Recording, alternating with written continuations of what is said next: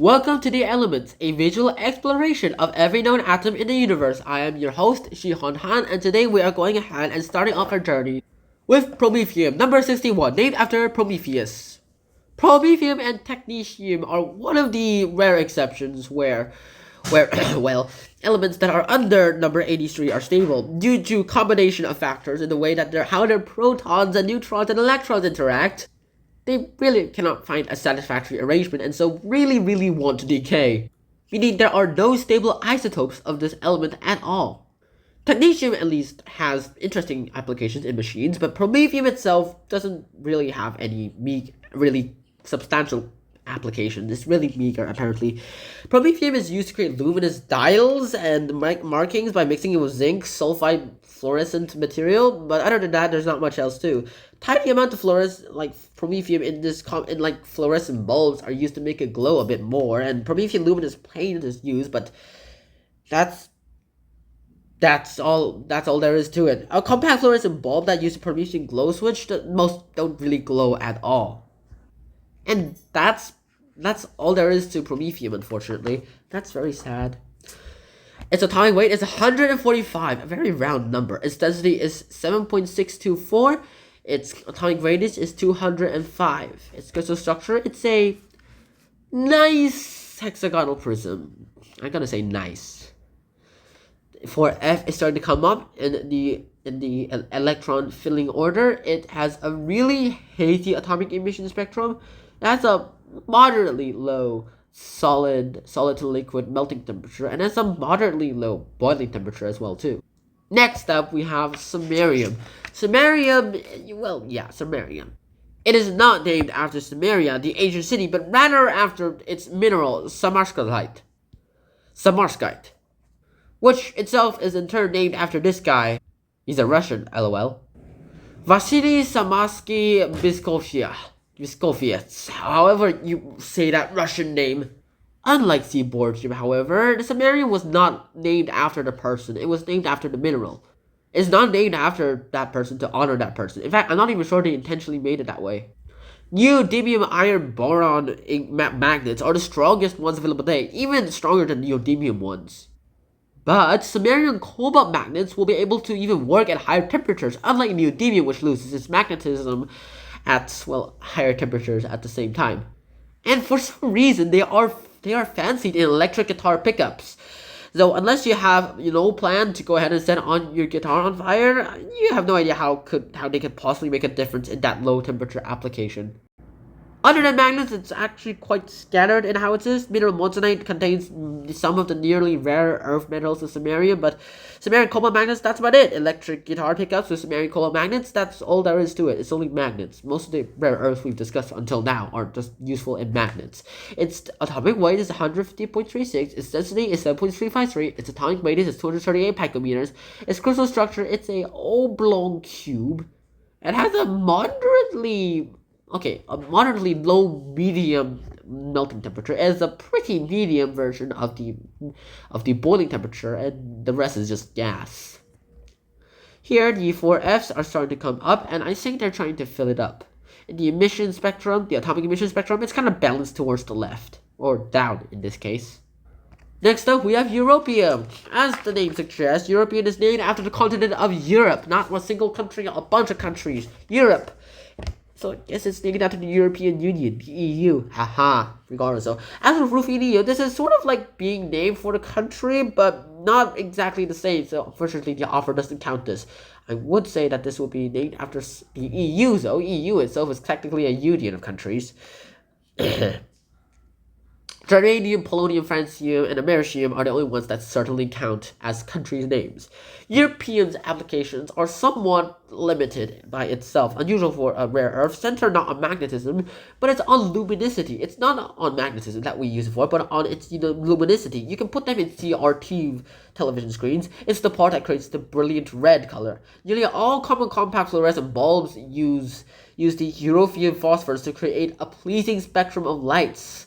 Literally, that's literally how it works. Compact fluorescent bulbs are sold with a bunch of nail clippers, and wacky enough for Japan, to be honest, but we find them in China.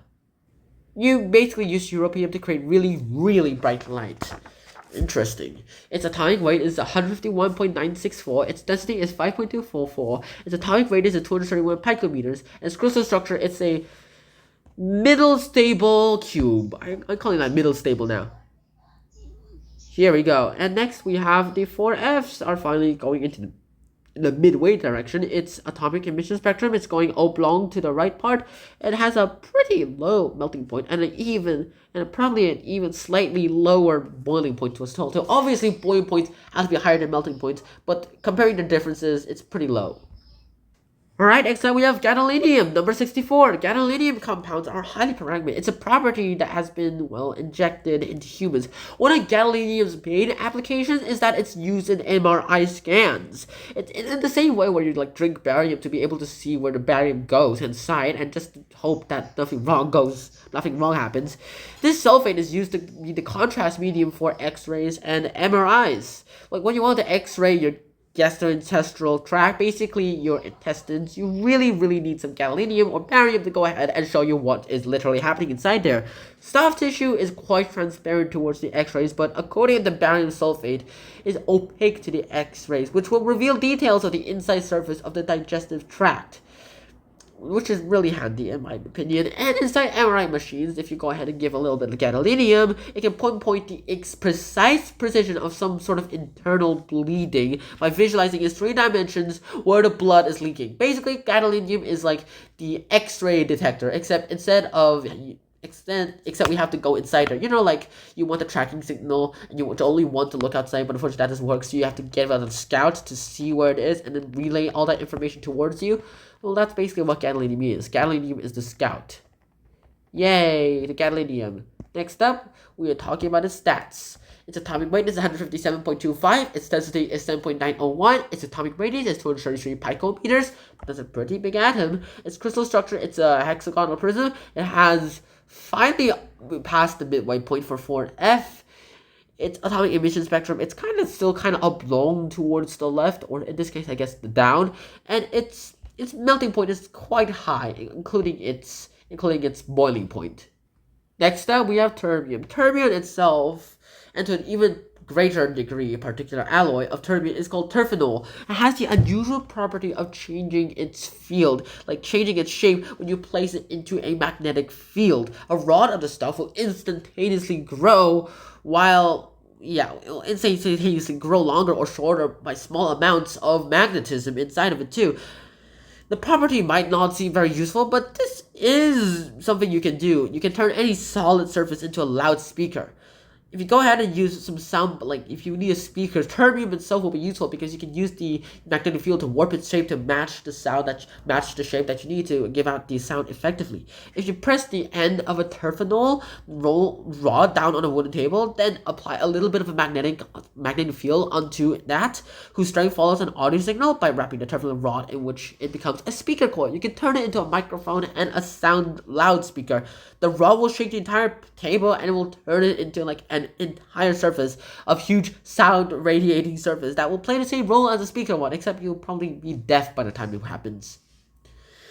Why not just get an ordinary loudspeaker on the table and get the same effect? Mainly because that will just muffle the speaker. This is an example of the problem of impedance matching. You need the right shape, but you also need the right material. Unfortunately, it will just muffle the speaker. There are some things called sound bugs, and sound bug speakers contain the terphenol solid surface audio driver. And those always go ahead. That's the thing that creates the sound too. Terbium doped red can also be created, and you can use that to create glass teardrops. And bumpy rods of very high purity terbium is the thing that you use to create all those sound effects. If you have a magnetic field, that's very useful. If you have a magnetic field. Its atomic weight is 158.92534. Its density is 8.219.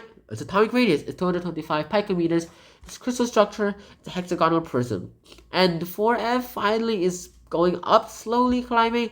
Its melting temperature is kinda high, but its boiling temperature is even higher, double it.